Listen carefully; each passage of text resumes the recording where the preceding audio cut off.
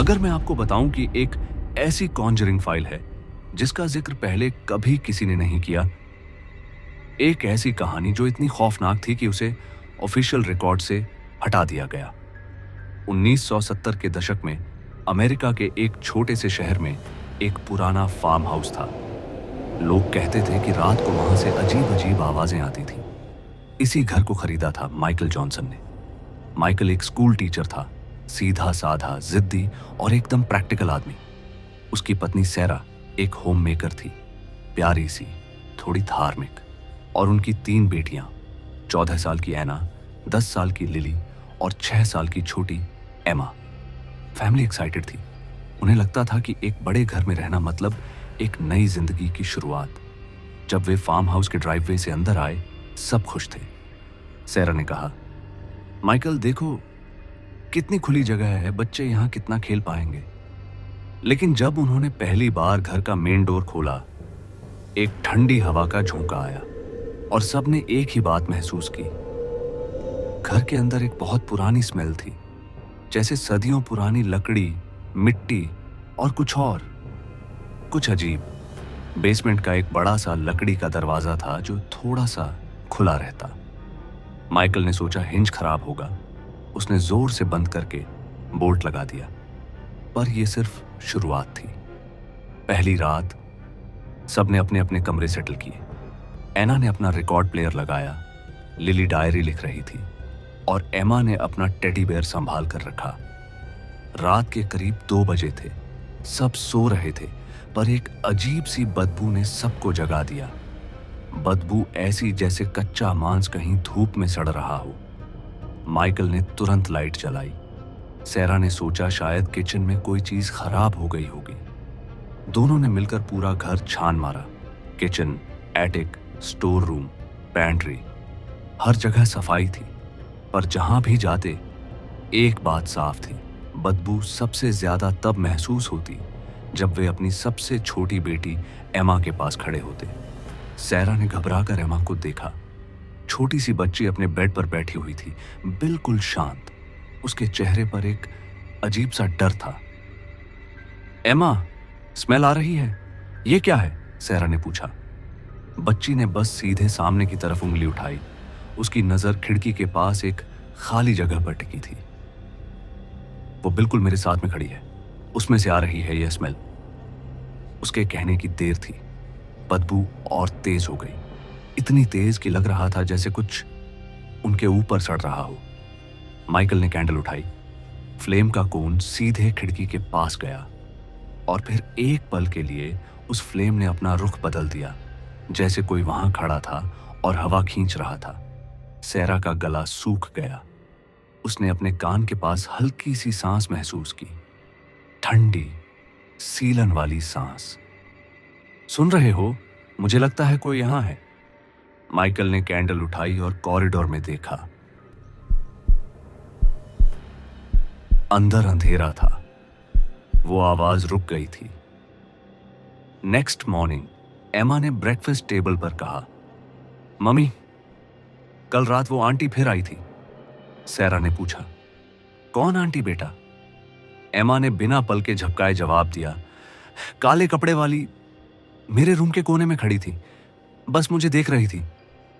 सैरा ने हंसी में टाल दिया, तुमने सपना देखा होगा।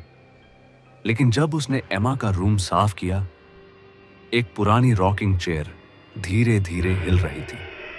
खिड़की बंद थी। रूम में हवा भी नहीं चल रही थी।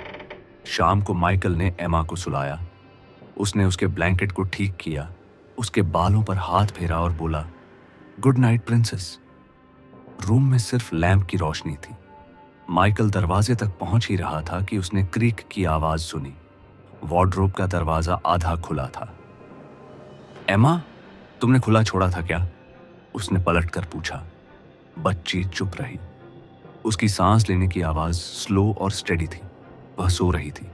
और फिर वार्डरोब के अंधेरे से आवाज आई, एमा की ही आवाज, पापा, आप किससे बात कर रहे हो? माइकल का खून जम गया। उसने पलटकर बेड की तरफ देखा।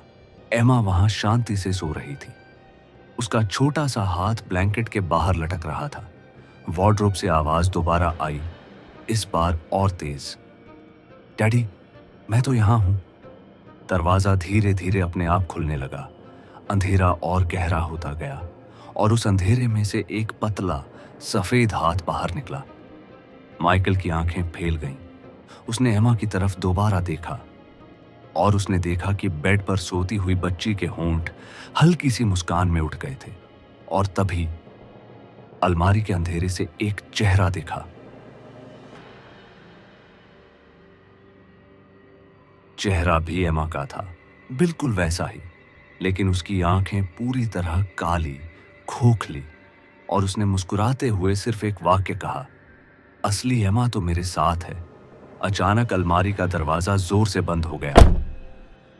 लैंप फूटकर बुझ गया।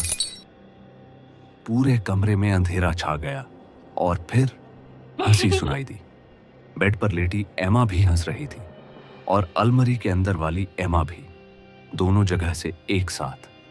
माइकल पूरे अंधेरे में खड़ा था। उसके कान बस एक ही चीज सुन रहे थे, वह हंसी जो बेड पर लेटी एमा और अलमारी के अंदर से एक साथ निकल रही थी। हंसी धीरे धीरे तेज होने लगी, जैसे दोनों आवाजें एक दूसरे को एको कर रही हों। माइकल ने कान के पास हाथ रखा और घबराकर चिल्लाया, बस करो, कौन हो तुम? पूरे कमरे में अचानक खामोशी छा गई। बस एक ठंडी सी हवा चल रही थी जो उसकी गर्दन से टकरा रही थी। और फिर एक ही जगह से आवाज आई, एमा के बेड से।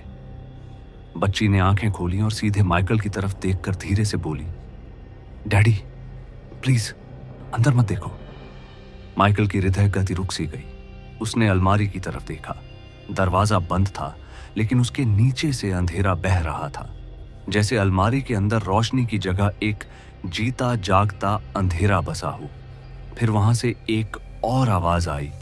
वह भी एमा की ही थी, लेकिन इस बार थोड़ी कर्क और गहरी। तुमने मुझे बिना गुड नाइट बोले अब मुझे यहां अकेला क्यों छोड़ रहे हो? माइकल अपने कदम पीछे खींचना चाह रहा था, पर पैर जमीन से चिपक गए जैसे। उसने बस इतना देखा कि अलमारी का हैंडल धीरे से घूम रहा था। बेड पर सोती एमा ने दोबारा कहा, डैडी, अब हम दोनों के पास आ जाओ। और रूम का दरवाजा खुद ब खुद बंद हो गया। पूरे घर में सिर्फ एक ही आवाज गूंज रही थी, वह पतली ठंडी बच्ची की हंसी। माइकल जोर जोर से चिल्ला रहा था। उसके हाथ अलमारी के अंधेरे ने जकड़ लिए थे। उसने अपनी पूरी ताकत लगाई और अचानक पीछे की तरफ जोर से खींचा। जैसे ही वह गिरा, अलमारी का दरवाजा धड़ से बंद हो गया। पूरे कमरे में सन्नाटा छा गया। सिर्फ माइकल की सांस फूली हुई थी। उसने तुरंत बेड की तरफ देखा। एमा वहां चैन से सो रही थी, जैसे कुछ हुआ ही ना हो। उसके होंठ पर अब भी हल्का सा स्माइल था। माइकल का दिमाग घूम रहा था। उसने लैंप दोबारा जलाने की कोशिश की, लेकिन बल्ब फूट चुका था। उसने बस इतना ही किया, एमा के पास जाकर उसके सिरहाने बैठ गया, उसका हाथ पकड़ा और खुद को समझाने लगा, ये सब सिर्फ एक सपना था, बस एक सपना। थोड़ी देर बाद उसने आंखें बंद कर ली। कमरे में फिर से शांति आ गई और उस शांति के बीच अलमारी के अंदर से सिर्फ एक हल्की सी खराश की आवाज आई, जैसे अंदर कोई धीरे धीरे लकड़ी की दीवारों को नोच रहा हो। क्या माइकल और उसकी फैमिली इस रहस्य से बाहर निकल पाएंगे? क्या फार्म हाउस में मौजूद वो डरावनी शक्ति कभी उन्हें छोड़ देगी? इसी अनसुलझी कहानी का अगला भाग आने वाला है, तो बने रहिए हमारे साथ। लाइक करें, शेयर करें और सब्सक्राइब करें ताकि आप पार्ट 2 मिस न करें।